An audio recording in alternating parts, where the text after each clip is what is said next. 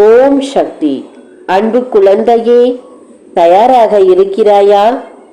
நீ செல்ல வேண்டிய இடத்தை நான் சொல்ல வந்தேன். ஒரு காரியத்திற்கு இன்று நீ செல்ல வேண்டிய அவசியம் இருக்கிறது. அந்த இடத்தில் நீ கற்றுக்கொள்ளும் பாடம் நிறையவே இருக்கிறது. உன்னை தனியாக அங்கே அழைத்து செல்ல மாட்டேன். நான் உன்னுடன் வரப்போவது யார்? அங்கே நடக்கப் போவது என்ன? துக்க காரியம் யார் வீட்டில் நடக்கப் போகிறது? எதற்காக நீ அங்கே செல்ல வேண்டும்? இது அத்தனைக்கும் பதில் சொல்ல நான் தயாராக இருக்கிறேன். கேட்க நீ தயாராக இருக்கிறாயா? பாதியில் விட்டு சென்றாய் என்றால் எல்லா காரியங்களும் பாதியில் தான் நிற்கும். முழுமையாக நீ கேட்டால் தான் எல்லாம் முழுமையடையும் என்பதை புரிந்து கொண்டு பொறுமையாக இந்த நேரத்தை என்னிடம் ஒப்படைத்துவிடு. தங்கமே, என்னிடம் எதை ஒப்படைத்தாலும் அதில் 1க்கு 2ஆகத்தான் உன்னிடம் திரும்ப வரும்.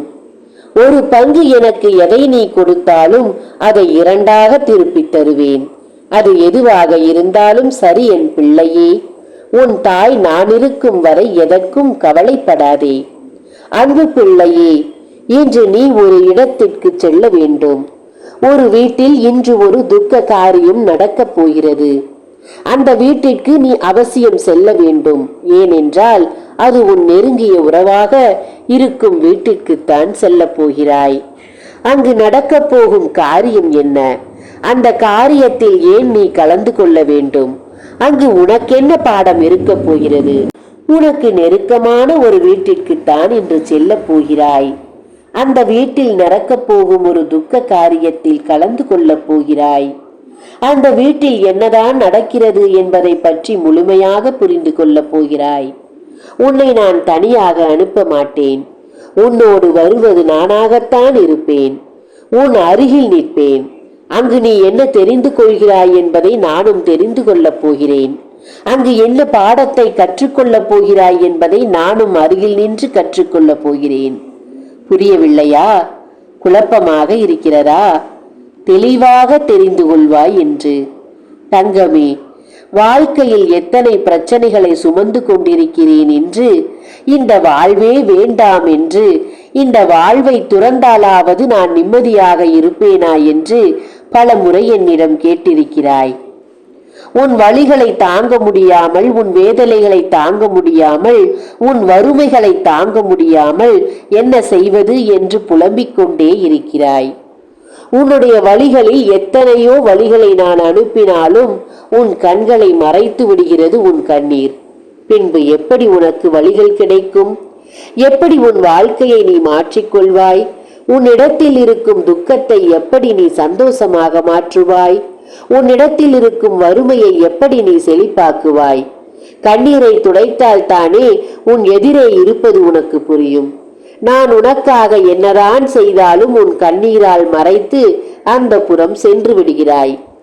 பிறகு நான் எதற்காக இத்தனை உனக்கு செய்ய வேண்டும் என்று எனக்கும் சோம்பலாகத்தானே இருக்கும்.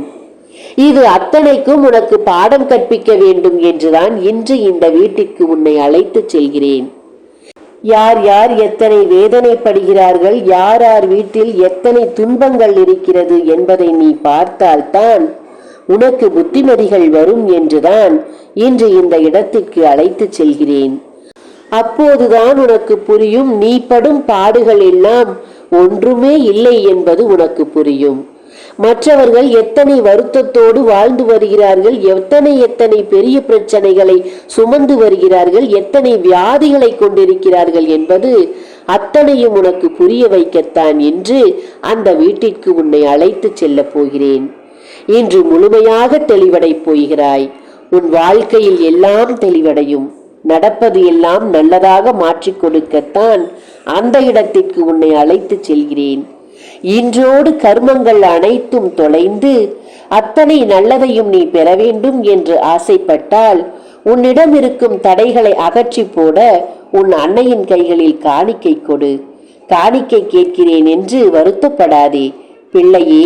அந்த காணிக்கையால் தான் உன் தலையெழுத்தை நான் மாற்றி அமைக்கப் போகிறேன் என்ற உண்மையை தெரிந்து கொண்டு உன் அன்னைக்கு உன் கைகளில் இருக்கும் காணிக்கையை மனதார கொடு. நல்லது உடனுக்குடன் அனுபவிப்பாய். இது சத்தியம். ஓம் ஆதி பராசக்தியே போற்றி. நன்றி.